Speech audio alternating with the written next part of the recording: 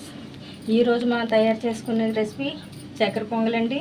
నేను ముందుగా ఒక టీ కప్పు బియ్యం, ఒక 2 స్పూన్ల పెసరపప్పు, ఇది 2 గంటలు నానబెట్టి ఇలా ఉడికించుకున్నానండి. ఇప్పుడు ఇందులో గ్లాస్ పాలు వేసుకుంటున్నాను. వేసుకొని శుభ్రంగా మనం ఇది కలిపేసుకుందామండి.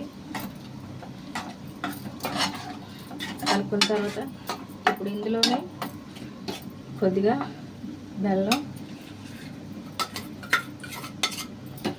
అలాగే కొంచెం పంచదార వేసుకొని కలుపుకోవాలండి. ఇప్పుడు ఇది కాసంత ఎక్కువ టైం పట్టదండి. మనం ముందుగా అన్నం అది ఉడికించుకున్నాం కాబట్టి.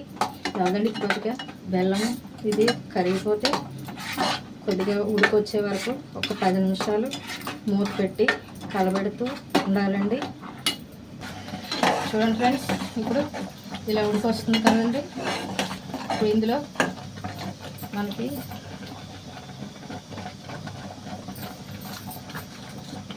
కొద్దిగా యాలకుల పొడి, అలాగే నేను ముందుగా జీడిపప్పు, పచ్చి కొబ్బరి ముక్కలు, కిస్మిస్ వేయించుకొని ఇలా చేసుకున్నానండి. ఇలా వేసుకుని అలాగే ఇందులో కొద్దిగా నెయ్యి కూడా వేసుకుందాం. ఇప్పుడు దీన్ని చక్కగా కలిపేసుకుందామండి. ఇప్పుడు ఇది మనకి అయిపోవచ్చిందండి. ఎందుకంటే ఇది మనం స్టవ్ ఆఫ్ చేసుకుంటే ఇది చిక్కబడుతుందండి. అంతేనండి, ఎంతో రుచిగా ఉండే, ఎంతో తొందరగా అయిపోయే రెసిపీ అండి. అలాగే నవరాత్రుల్లో అమ్మవారికి నైవేద్యంగా కూడా ఇది పెట్టుకుంటామండి. తొందరగా ఇంట్లో ఒకవేళ తినాలనుకున్నప్పుడు కూడా చేసుకోవడానికి కూడా సింపుల్గా అయిపోతుందండి.